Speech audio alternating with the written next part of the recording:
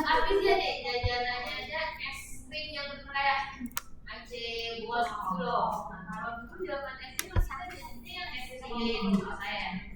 Jadi nggak yang segi punya lah. Sekarang jajanannya beragam di semua makanan, minuman ada kejutan, ada coklatnya, macam lah. Kita pun suka sebenarnya suka nggak masalah, tapi jangan terlalu sering. Nah di sini ini berdasarkan semua data ya dirangkum lah intinya. 50% konsumsi makanan manis. Jadi dari 50% makanan itu dia sehari-hari makanannya manis, jajanannya manis. Dan aktivitas fisiknya kurang, makan manis. Apalagi ditambah makanan tadi kira-kira ini kan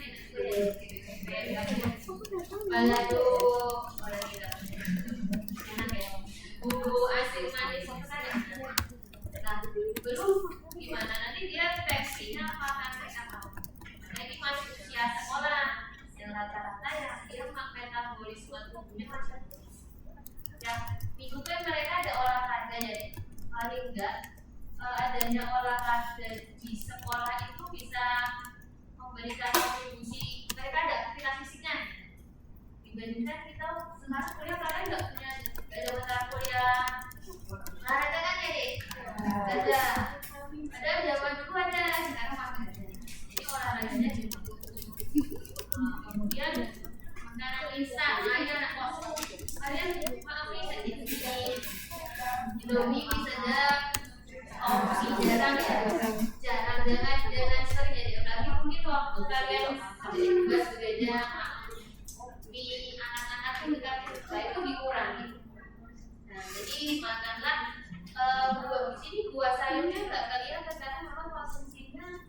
ya nggak itu ya jadi konsumsi makanan berpenyedap jadi konsumsi makanan beresiko siap dari itu kita hadapi nggak cuma anak-anak sama remaja tapi di keluarga pun iya karena kalau masak kan pasti tambah garam kan nasi tambah garam nanti makan lagi tambah garam nah terus status gizi tadi disebutkan pun ambisinya usia 5 sampai 14 tahun jadi dari balita sampai siap SMP ya deh ini rentan anemia kadang-kadang kita juga nggak tahu kan kalau misalnya B-nya dan kadang yang masih OPP aja masih bisa beraktivitas kalau pusing-pusing ya kalian masih harus diwaspadai sampai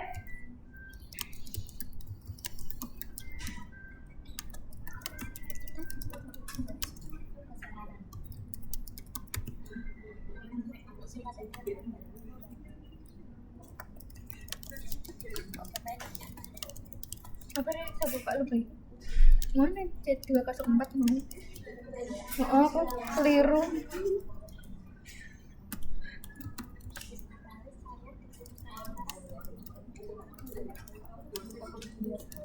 ini duduk mau aja tau cetak ya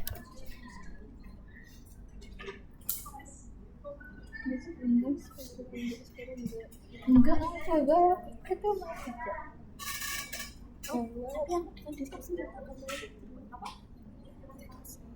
jawab sih penting iya cepet sih gak profesional itu di korban terus tadi yang paling banyak obesitas tapi kalau lihat teman-teman SMA kan beragam ya iya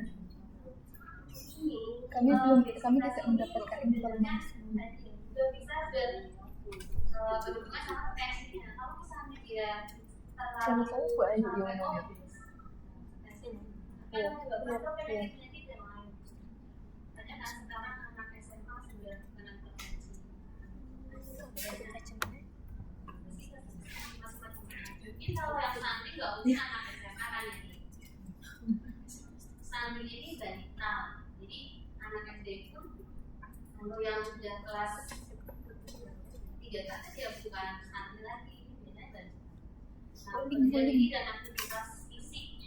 Nah, terkadang kegiatan ini tuh tidak dipahami oleh semua orang, padahal itu simple. Kita sudah di internet bisa menghindari kita dari penyakit infeksi. Nah, sebenarnya bab cuci tangan itu bisa dilakukan dulu di sekolah, kan tidak bisa kantin.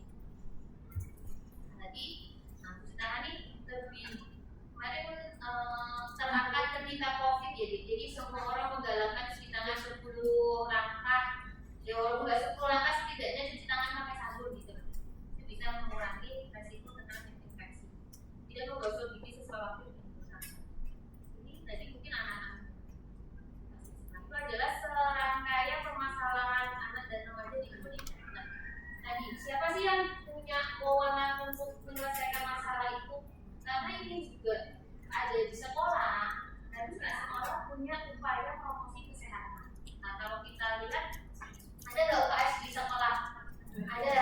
Nah, UKS inilah yang menjadi salah satu garda terdepan untuk pendidikan kesehatan. Karena kalau di sekolah kan kita nggak dapat mata pelajaran khusus kesehatan kan ya, kita ada dulu ada biologi ada biologi IPA. Nah, di sini sebenarnya fungsi puskesmas itu ada di pendidikan kesehatan, pelayanan kesehatan dan penggunaan lingkungan sekolah yang sehat. Jadi tugasnya ini nggak cuma untuk ada anak yang sakit kita lebih UKS, nggak cuma itu. Kadang-kadang juga di UKS ini nggak ada orangnya kan, karena ya yang pegang biasanya guru BK. Kalau kadang-kadang ada yang guru BK, bukan rekrut perawat untuk di situ. Nah, mungkin kalau sekolah yang lebih oke, dia pasti rekrut perawat. Nah, penyelenggaraan UKS ini belum berdampak signifikan karena tadi ya mungkin sekolah mungkin juga nggak punya dana nih untuk merekrut perawat di situ, apalagi sakitnya jarang-jarang, bukan yang setiap hari ada yang sakit gitu. Itu mungkin bukan suatu prioritas. Padahal UKS ini ada di dalam susunan di mana upaya proses di sekolah, ada di Kementerian Kesehatan gitu. Bukan suatu hanya lanjutan. Nah, upaya pembiayaan untuk bersih dasar kurang berkelanjutan karena keterlibatan keluarga dan masyarakat belum optimal. UKS-nya aja belum optimal ya, dimana keluarga dan masyarakat juga mau bareng-bareng itu sulit. Nah, tadi harusnya antara UKS, sekolah sama keluarga ini semua harus punya satu pembiayaan. Nah, ini sih kalian tugasnya coba cari terkait UKS itu harusnya gimana. Idealnya seperti bisa dipanggil lagi sebentar. Nanti kalau sudah selesai. Jadi tugas UKS itu seperti apa? UKS yang ideal itu seperti apa? Dan apakah UKS bisa signifikan meningkatkan kesehatan di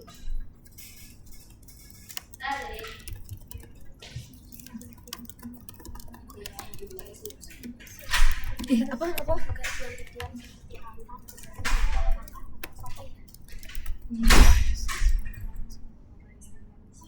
Sekolah ternyata ada artinya, namanya rias pendidikan kesehatan, pelayanan kesehatan dan pendidikan lingkungan sekolah. Nah, kalau dari tiga ini yang paling banyak kita terima di sekolah yang apa? Pelayanan kesehatan. Jadi kalau tidak berpikir itu aja ada yang lain. Pendidikan kesehatan nggak ada, kita nggak ada edukasi jalan, hampir jarang ada. Di dalam lingkungan sekolah sehat ya mungkin ada kalau pas kayak tempat bersih kita salah satu juga masuk ke pembinaan lingkungan sekolah. Nah, menurut tadi kalian sudah mencari informasi yang menurut kalian yang ideal itu seperti apa? Ada nggak contoh yang benar-benar UKS-nya itu? Ada mau menyampaikan?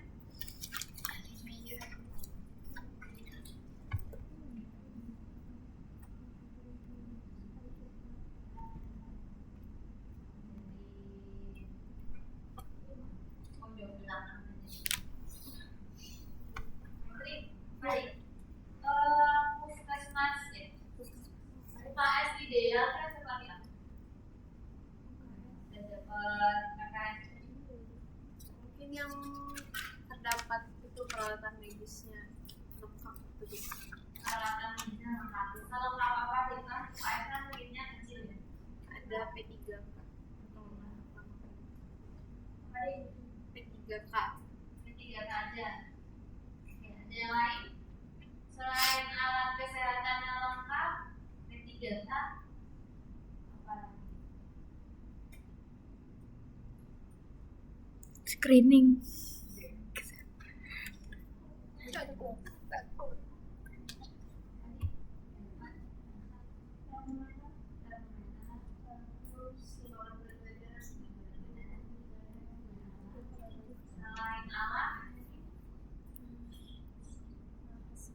Screening kesehatan, Bu. Luas ruangannya mencukupi. Tentunya bednya berapa? Bed laki sama perempuan dipisah.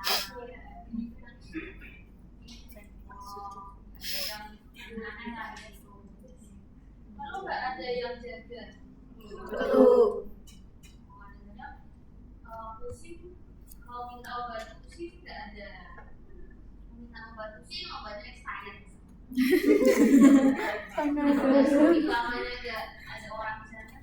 Nah, jadi mungkin selain alat P3K juga obat-obatan basic ya dia.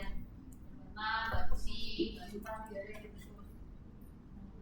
Apalagi kalau pelajaran yang biasanya kan ada PMN. PMN bagian dari UKS nih. Ya, jadi ya itu mereka juga bisa mengembangkan UKS.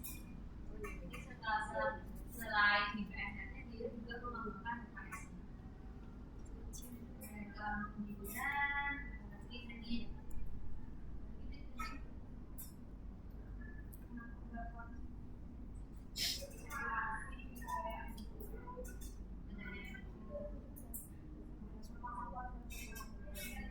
kalau kegiatannya harus gimana UKS? Nah, ini mungkin kegiatan deh. Kita kegiatannya UKS harus seperti apa nih kita?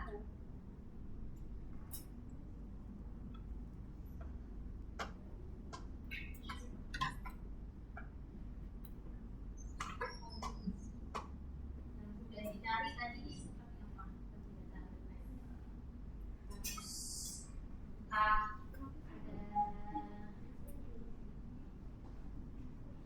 Ada yang dapat kegiatan UKS harus seperti apa? Ada yang mau menyampaikan? Ya. Kalau yang saya dapat program-program di UKS itu harus ada susunan jelasnya gitu. Jadi ada contohnya, ada pengurusnya gitu. Terus juga harus berkelanjutan. Jadi nggak hanya begini sekali program aja, tapi buat berikutnya itu juga masih bisa dilanjutkan gitu. Jadi semua siswa nanti juga bisa merasakan tanpa ada di program itu. Jadi kalau ada strukturnya kan jelas ya di programnya apa. Nah, salah satu programnya harusnya yang ya ini mengarah ke trias UKS, salah satunya mungkin pendidikan kesehatan tadi. Nah kan nggak harus yang jaga di situ ya, mereka bisa ya mungkin dari luar apa ya, tamu lah narasumber untuk menyampaikan informasi kesehatan kan.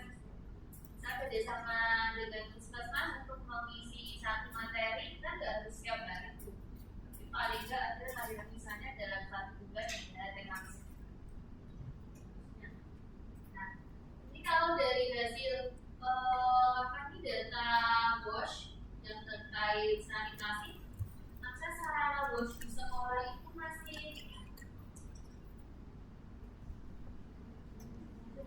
minim deh, jadi minimal terbiasa kemarin. Nah, kadang-kadang apalagi SD yang ada yang SD Impress kan ada yang SD Impress kan SD Impress ini yang aksesnya sangat terbatas, biasanya sekolahnya di daerah-daerah terpencil gitu, fasilitas SD Impress. Jadi dia masih sekolahnya mau roboh gitu. Ya Allah. Ada. Nah ini gimana terkait minimal sumber air dasar? Padahal air kan, kalau misalnya nggak ada air, mereka pelajaran kebelet gimana? Padahal kan itu penting. Nah, di sini harusnya ada pihak-pihak apa ya, donor, sponsor yang mengembangkan sekolah yang di desa-desa tadi. Terus sanitasi dasar sama kebersihan bersama. Jadi nanti masih sangat kurang. Jadi kalaupun ada, ya lagi orang kan ada yang mau ini susah nggak? Jadi karena tempatnya jorok, ini nah. Jadi kebersihannya apakah terjaga apa enggak? Kadang tadi karena sampai potongnya akhirnya nggak mau ke belakang, atau akhirnya udah sekalian dikotorin. Yang gitu lah. Jadi harusnya sekolah ini juga memperhatikan toiletnya dan sabunnya. Sederhana nggak apa-apa, tapi yang penting bersih. Nah di sekolah ada yang namanya kampanye sekolah sehat. Ini gerakan revitalisasi UPS di sekolah. Jadi gerakan ini dimulai dari SD kemudian sampai ke PAUD juga. PAUD kan sekarang walaupun sekolahnya tidak setiap hari, tapi kan kadang kemudian memberikan pesan kesehatan sebenarnya kalau bareng-bareng kemudian yang sehat itu kan juga salah satunya untuk membantu kesehatan. Nah kemudian di sini kampanye sekolah sehat itu terbagi jadi tiga komponen. Sehat gizi, sama sehat imunisasi. Karena anak-anak sekolah ini dia rentan terkena penyakit infeksi atau apa tadi ya terkait gizinya kurang, makanya ini yang jadi program prioritasnya sehat bergizi. Nah, jadi kalau zaman sekarang diburu sama FBG ya deh. Tapi ternyata saya tanya dari saudara saya yang sakitnya 15 minggu dari ini, itu belum dapat FBG.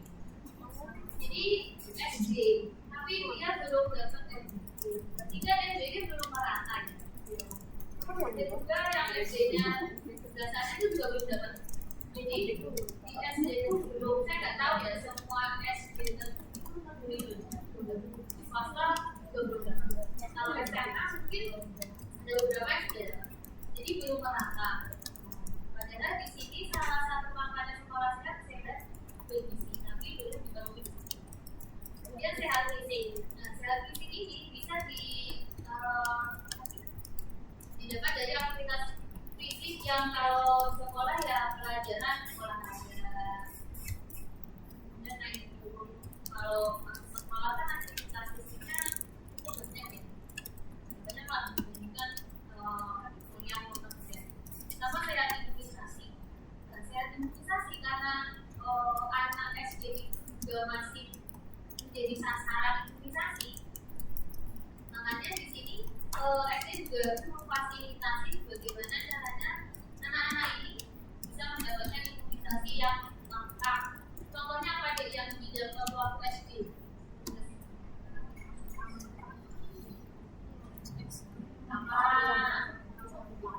Dulu waktu kelas 1, 2, 3 kan masih dapat ya di kelas. Sekarang ditambah HPV itu di kelas 5 karena mereka akan dapat khusus yang free. Nah, jadi itu untuk mengkampanyekan sekolah sehat. Dan di sini sehat bergizi, pemahaman gizi seimbang atau gizi. Apakah pesan-pesan gizi ini sudah didapat oleh anak-anak sekolah dan remaja? Remaja kan dulu ya. Mungkin kalau misal tidak secara langsung bolehlah dipasang poster lah, poster di tempat-tempat strategis. Jadi mereka bisa baca sendiri. Atau di kantinnya, ibu kantin diberikan informasi ini. Ada pembinaan kantin sekitar. Ini dari kantin sehat di sekolah. Mungkin ada yang ajar buat.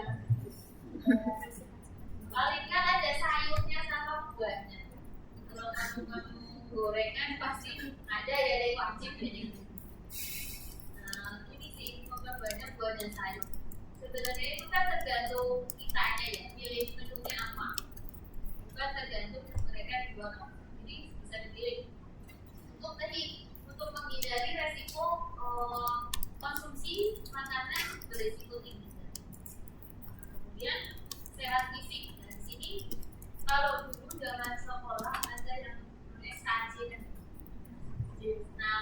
satu Indonesia sehat, lagi lah banyak senam-senam diciptakan buat dilaksanakan dari luar serentak.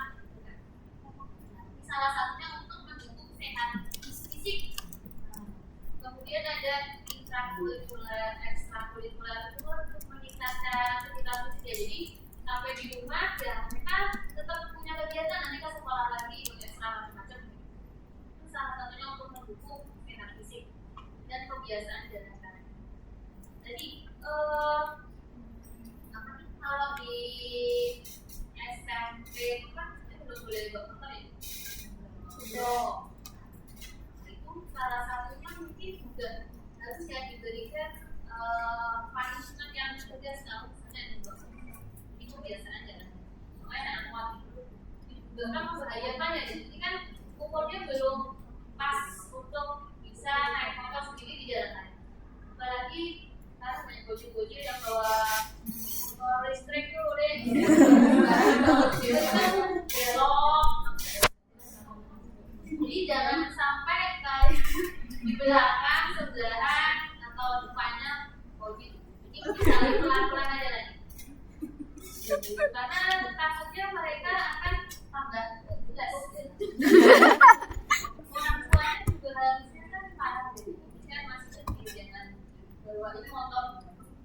Mungkin motor listrik mainan kayak gitu ya, tapi mereka bawa di jalan raya. Kemudian sehat imunisasi, ini khusus PAUD sama SD ya. Kita status imunisasi. Kemudian rekomendasi. Kalau ini imunisasi pasti mereka sudah kerjasama dengan puskesmas, karena puskesmas juga tanggung jawab terhadap apa nih cakupan imunisasi buat anak sekolah. Sifatnya sudah dihandle sama puskesmas. Cuman tadi info saya itu kan tetap kita bantuan guru-guru ya deh. Nah, gimana caranya? Jadi guru-guru bisa menginformasikan ke siswa kalau tadi punya grup baca grup ibu-ibu tadi ya di kali kelas deh. Apa nih? Perwakilan orang tua murid, saya diinfokan di sini. Kemudian, nah ini salah satu apa nih? Salah satu ya program bias. Namanya bias jadi bulan yang menggunakan sekolah. Kita ada bulan-bulannya Agustus sama November guys. Jadi kalau misalnya nggak berangkat pas data ini, nanti harusnya sih dikonfirmasi ke puskesmasnya boleh datang nggak di langsung ke puskesmas atau harus memang di sekolah dapatnya. Sampai usia 12 tahun dia dapat HPV dosis. Jadi HPV-nya 12 kali gitu, 12 kali. 2 kali. 12 kali. Kelas 5 sama kelas 6. Ini semua gratis ya. Cuman kalau usia bawah-bawah kan ini masih takut ya. Takut nanti dibandingkan sama petugas kesehatan. Kenapa imunisasi konflik? Karena kan sudah pernah disampaikan ya. Kalau imunisasi salah satu strategi yang bisa dipakai mencegah penyakit. Pun ada data nanti contohnya yang waktu itu ARB campak sama rubella, ternyata status vaksinasi itu menjadi salah satu faktor risiko. Jadi yang belum vaksin akan beresiko tinggi terkena campak atau rubella dibandingkan mungkin yang lebih muda memang iya, tapi yang paling berpengaruh adalah status makanya kenapa harus 80% dan tadi ya biar dalam komunitasnya bisa terbangun. Nah, juga di sini kita aktiviti nomor backlog lagi gimana caranya bisa menurunkan berat badan selama 36 bulan. Tapi ini bukan untuk anak sekolah dan remaja, lebih atas selalu usianya dewasa. Bisa nggak melakukan penelitian anak sekolah, anak SMA lah yang terkait penurunan berat badan. Ini lebih bisa ya dibandingkan anak SD kan sulit untuk dicegah. Kalau anak SMA kan masih bisa lebih karena mereka lebih memperhatikan penampilan. Bisa. Apakah tidak melakukan banyak aktivitas itu bisa berkurang drastis berat badan? Bisa, karena kalau metabolismenya masih muda, metabolismenya masih bisa turun dengan cepat. Nah, sasaran sekolah sehat itu siapa aja? Jadi semuanya di sekolah dasar seluruh Indonesia. Kalau di SMA ada nggak senam prestasi? Nggak ada ya, cuma sehat nggak ada. Jadi karena pendidikan dasar, ya pokoknya sebisa mungkin di pendidikan dasar ini anak-anak sudah dibekali edukasi yang baik. Kalau dasarnya aja udah baik, ke depannya kan mereka sudah punya debit yang kayak gitu ya, jadi akan terbawa sampai SMA. Harapannya itu pemerintah. Jadi program-program basic akan diberikan di sekolah dasar. Kemudian pendidik dan tenaga kependidikan, tim pembina dan orang tua juga. Jadi tadi ketika imunisasi itu kan kalau orang tuanya nggak setuju juga nanti kayak gimana caranya kita memberikan informasi yang benar ke orang tua, masyarakat juga. Jadi karena sekolah ini juga karena ini lingkungannya apa juga kan lagi saya sekolahnya belakangnya kebun nih, orang pada buang sampah kebun. Nah itu kan juga salah satunya bisa menyebabkan misalnya kalau lagi musim DB banyak genangan air. Kadang-kadang DB kan juga mulainya dari sekolah ya. Karena sekolahnya habis bebat-bebat dari kebun belakang, anaknya kan nggak tahu mana-mana. Salah satunya bisa menjadi pemicu DB. Tidak hanya dari rumah DB-nya, tapi dari sekolah. Makanya kebersihan sekolah juga harus. Siapa saja yang berperan dalam kebersihan kampanye sekolah sehat? Siapa aja? Kepala sekolah. Semua warga sekolah ya, berarti kan dari guru, murid, semua orang tua juga masyarakat, stakeholder atau honor yang mau nanti sponsor itu bisa. Jadi semuanya berperan. Harapannya seperti itu. Gambaran dari aspek kesehatan anak dan remaja.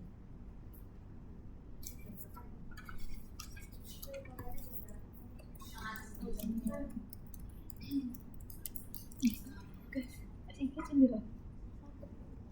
Gak terima.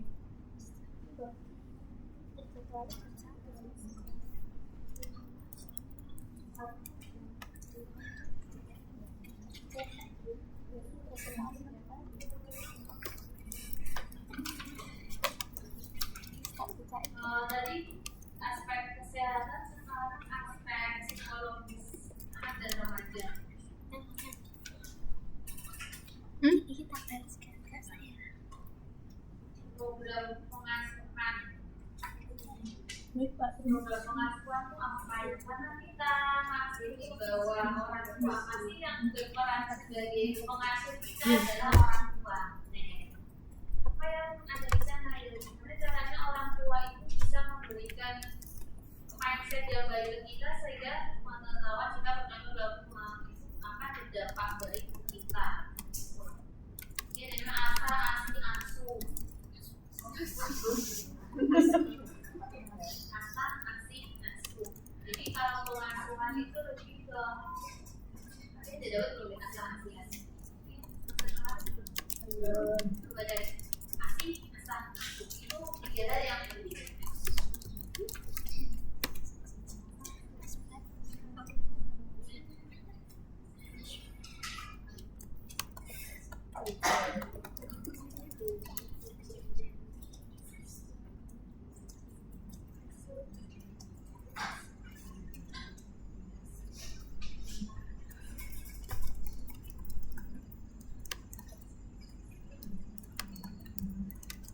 Dari asa apa itu?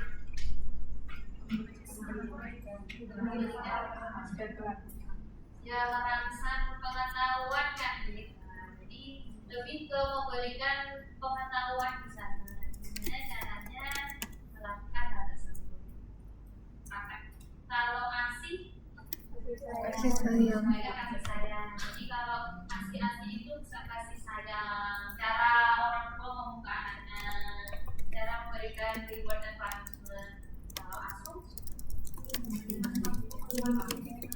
pemberian asih kita berikan. Kalau kita ya berarti pemberian makanan dengan gizi seimbang. Jadi 3 ini harus ada dalam program pengasuhan orang tua dari apalagi balita ya. Dan sini program pengasuhan remaja itu jauh untuk menanggapi permasalahan remaja. Permasalahan remaja itu kan kayak penting gak penting ya. Kalau penting kok tapi ini, gak penting tapi kok dia kepikiran gitu. Hanya sepele. Mungkin di mata orang tua itu hal yang sepele gitu kan. Cuma masalah percintaan gitu kan. Tapi kan kalau bagi dia mungkin bukan hal yang sepele. Kemudian di sini, karena di usia remaja ini juga ada perkembangan reproduksi yang lebih maju lagi, mereka harus bisa mengontrol hal itu dan berperilaku yang sehat, responnya harus sehat. Nah, gimana caranya orang tua memberikan informasi? Kadang-kadang kita juga dapat informasi kan nggak dari orang tua ya, kita cari tahu sendiri. Yang atau dari guru pasti berapa persen sedikit aja banyak kita tahu pasti lebih banyak dari lain-lain lah, dari nonton film lah atau dari lihat IG, lihat baca-bacaan gitu. Kalau dari sekolah pun pasti lebih ke pelajaran yang jadi biologi.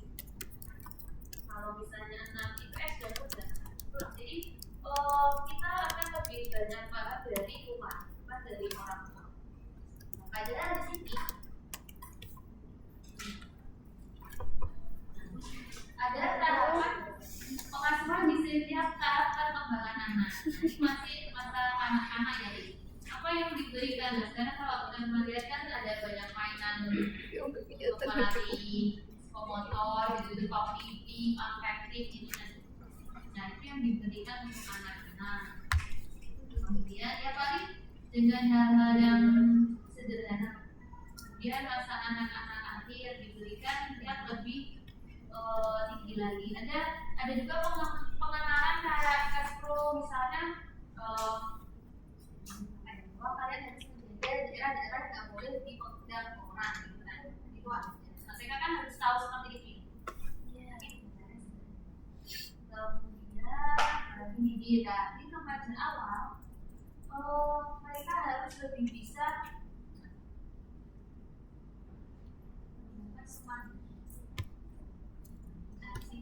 orang tua juga berperan di masa remaja awal kan biasanya masa-masa ini sudah menstruasi, sudah dewasa gitu. Jadi orang tua juga memberikan pemahaman bahwa kami sudah dewasa, dan ada namanya haknya apa, kewajibannya apa yang harus dijaga, terus diberikan di remaja awal ini. Nah, kadang-kadang kan dari anak SD ke anak SD kan mainnya ya kayak gitu, ada pensilaan dari SMP dan bisa menempatkan dirinya lah bahwa sudah dewasa, sudah menstruasi, sudah tahu apa yang tidak boleh dilakukan. Kemudian di masa-masa remaja akhir ini juga perlu juga orang tua di cara ini ketika misalnya pemilihan mau pilih di mana, itu juga salah satunya dari orang tua, dari komunikasi. Jadi jangan sampai karena kita sudah dewasa kita mengambil keputusan juga kita masih orang tua. Ini pengasuhan remaja karena transisi dari anak-anak ke masa dewasa, sehingga mereka perlu terus dibimbing. Ada eksplorasi minat, kemudian supaya juga pribadi tambah masalah-masalah dengan orang lain, dengan teman, adanya stereotype gender yang masuk ke kognitif perilaku-perilaku anak yang mengarah ke gender tertentu misalnya. Jangan sampai apa nih? Sekarang kan banyak yang anak SMA kayak cewek itu ada malah dia itu apa ya? Dengan PD-nya memang menampilkan itu di IG-nya gitu kan. Tapi itu kita diberikan panggung. Semuanya harus mengatakan arah yang bergeser hubungan dengan orang tua dan pengaruh. Karena sudah merasa dewasa, nah akhirnya lebih banyak bermain dengan temannya. Jadi pengasuhan remaja ini penting karena jadi ya hubungan orang tua dan anak itu dampaknya signifikan dan berdampak terhadap perkembangan otak. Lalu di usia anak-anak sampai remaja mereka sudah mendapatkan pengetahuan yang bagus, dari cara asuhnya juga bagus, otomatis kan anak contoh orang tua. Itu akan berdampak bagus ke konteksnya, ke perilaku sehari-harinya. Lingkungan memang berpengaruh, tapi kalau misalnya mereka sudah punya apa ya, istilahnya sudah punya visi-visi yang on the track, kan juga akan berpengaruh ke hal-hal yang aneh-aneh. Kemudian ini pribadi politik.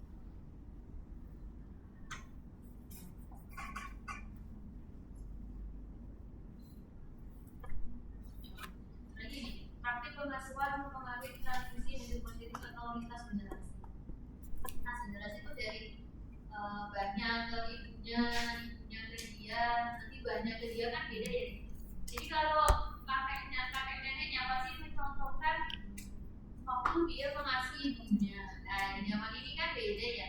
Mungkin ibunya nggak akan lagi berkiblat ke cara neneknya dulu mengasuhi ibunya, tapi punya cara pengasuhan yang berbeda. Dan terkadang mungkin orang kakeknya melihat kok kamu gini, dulu aku nggak gitu, pasti kayak gitu. Jadi saling membandingkan. Nah, mungkin cara meraih tadi lah pengasuhan yang seperti itu seperti apa kalau ya tiap generasi pasti beda. Nah, ini di sini nih gambaran pemberi pengaruh pendidikan pada perkembangan remaja. Siapa yang bisa mempengaruhi remaja? Semua, apalagi internasional. Kalau kalian lihat K-pop kan internasional. Bisa nggak mempengaruhi remaja? Bisa. Bahkan ada yang sampai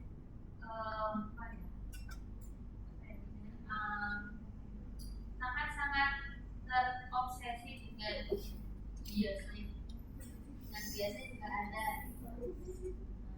Kemudian bisa nggak remaja ini mempengaruhi masyarakat nasional? Ya bisa juga, karena dia bisa juga sebenarnya sekarang yang sudah model sosmed di mana-mana, dia bisa bikin itu viral, ya udah bisa sampai mempengaruhi dunia. Peran orang tua dan keluarga ini paling penting. Mereka harus punya apa ya, visi-visi yang sama nih biar remaja ini tidak sampai hilang arah. Pemerintah pusat bisa nggak memberikan batasan? Bisa kan? Sebenarnya bisa bikin kebijakan-kebijakan yang mengarah tadi ya, gimana biar remaja ini tidak mengalami pengaruh yang buruk dari dunia luar. Sebenarnya bisa dikontrol.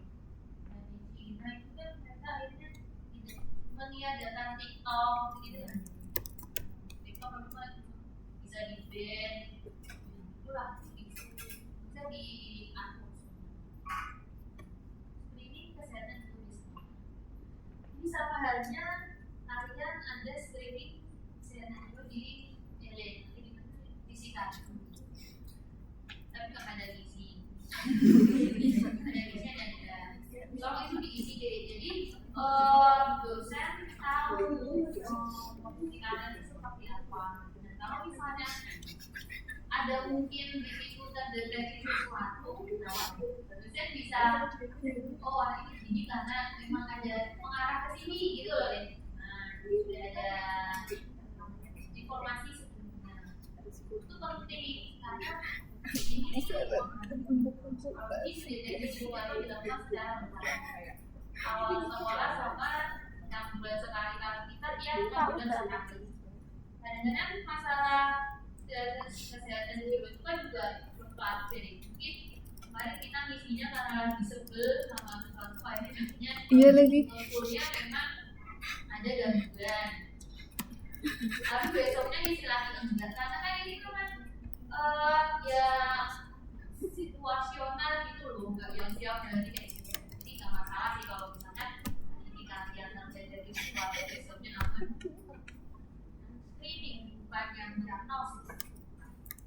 Kemudian di sini kita nanti ditemukan permasalahan bisa ada intervensinya atau bisa di konseling oleh teman sebaya bisa nggak ngasih konseling ya bisa, tapi lebih ke sharing kan. Jadi kita kan juga mengeluarkan atau sama teman sebaya kan mungkin mereka lebih bisa memahami ya dibandingkan sama mungkin orang tua atau orang tua yang jaraknya udah jauh guru apalagi kita mungkin lebih nyaman tapi tadi temannya yang benar itu yang perlu diperhatikan. Kemudian ada anak baru di YouTube kita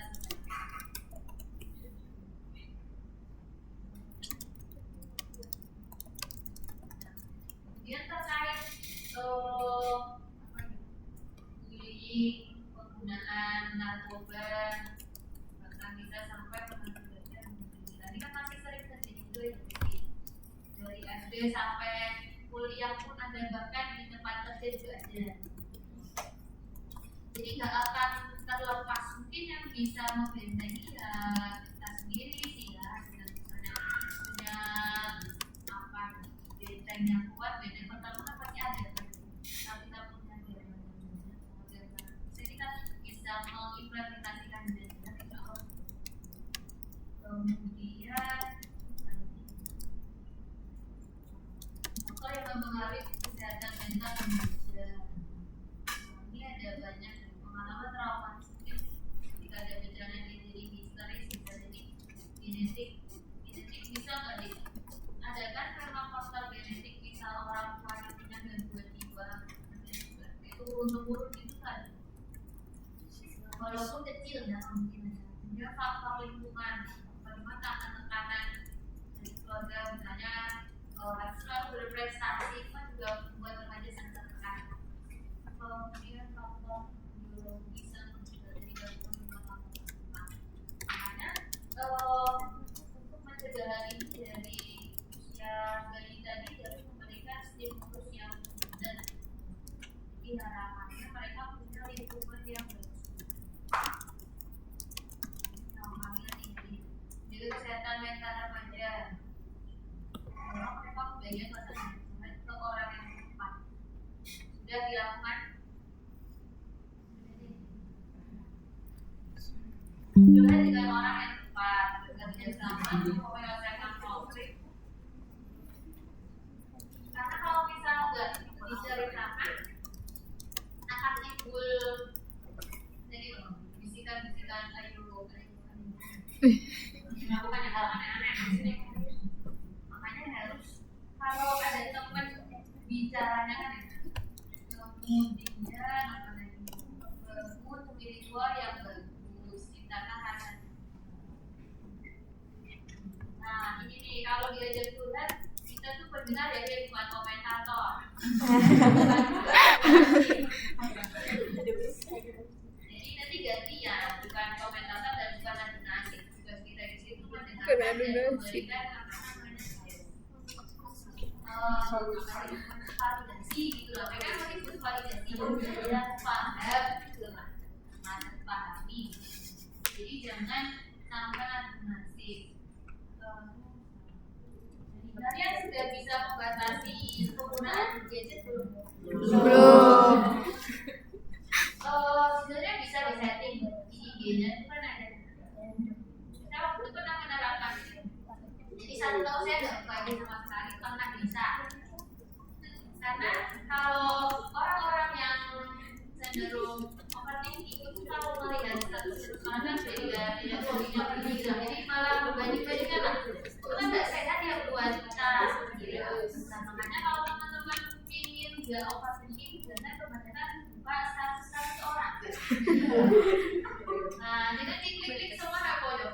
biarin aja. Kalau nggak tadi karena udah nggak mau lihat, udah sekarang intinya dihilangin. Itu bisa sampai 100 tahun kok. Tapi kalau mungkin ini udah nggak bisa, cuma bisa membentenginya tadi nggak usah lihat yang macam-macam. Lihat yang membuat diri ini tenang. Perlu juga membandingkan sama orang lain karena kita kan juga tracknya beda ya di. Tapi kalau misalnya membatasi gadget, yang bikin lupa diri itu scroll IG. Karena scroll TikTok. Saya udah dibatasi di IG 1 jam, tapi biar TikTok. TikTok 1 jam dan nanti tidak ke YouTube, jadi sama aja sih.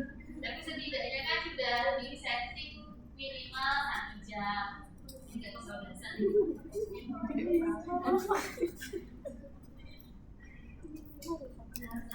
Nah ini masalah kesehatan mental usia remaja 10-17 tahun kebanyakan kecemasan. Apa wajar, cuman yang nggak wajar yang cemasnya keterlaluan karena terlalu takut.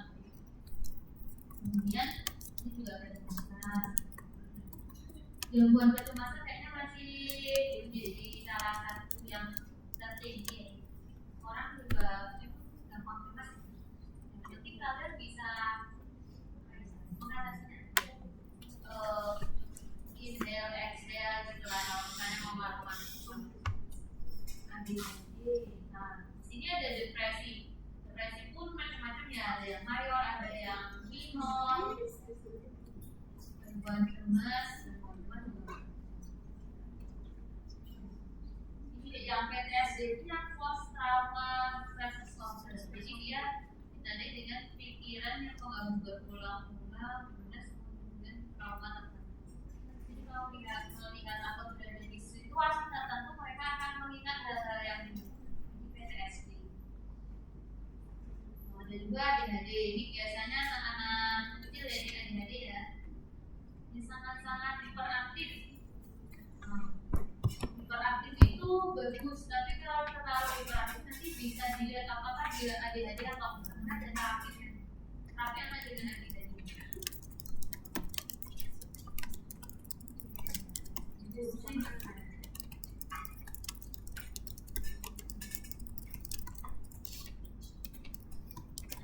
Jadi dia layanan yang paling sering digunakan untuk emosi. Itu anak-anak usia 10-17 tahun. Jika mereka mengalami gangguan emosi kebanyakan sekolah. Adakah di sekolah deh?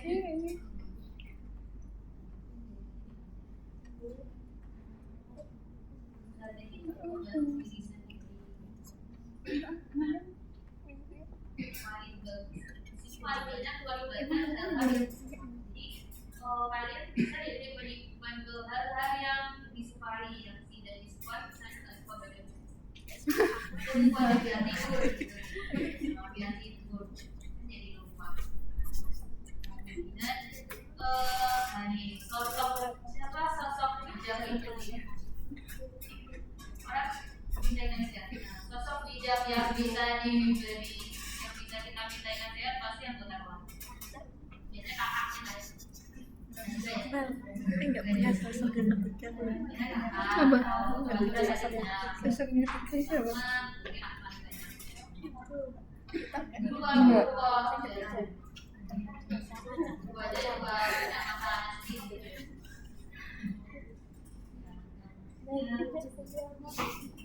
Jadi kesehatan fisik sama mental itu nggak bisa dipisahkan. Kalau kita sudah sehat, kita mau bisa belajar juga bisa. Jadi yang sudah belajar di awal. sembuhkan dulu pasti kesehatan mental. Nanti kita bisa kerja. Ada yang mau bertanya? Ya.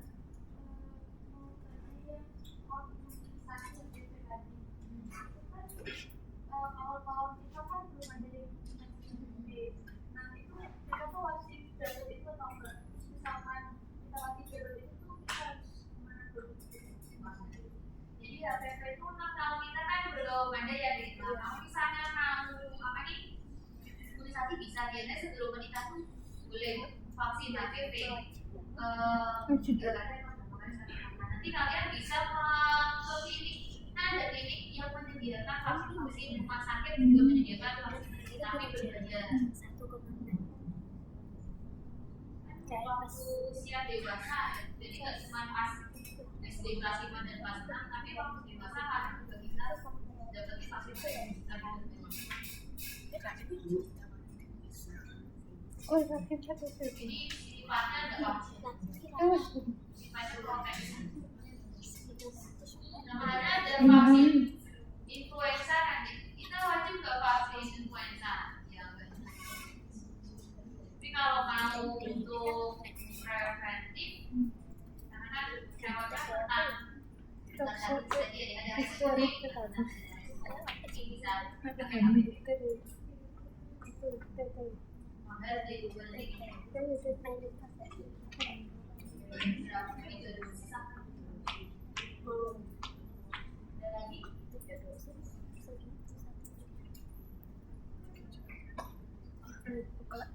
kalau nggak ada mata kuliah ini kita kita ganti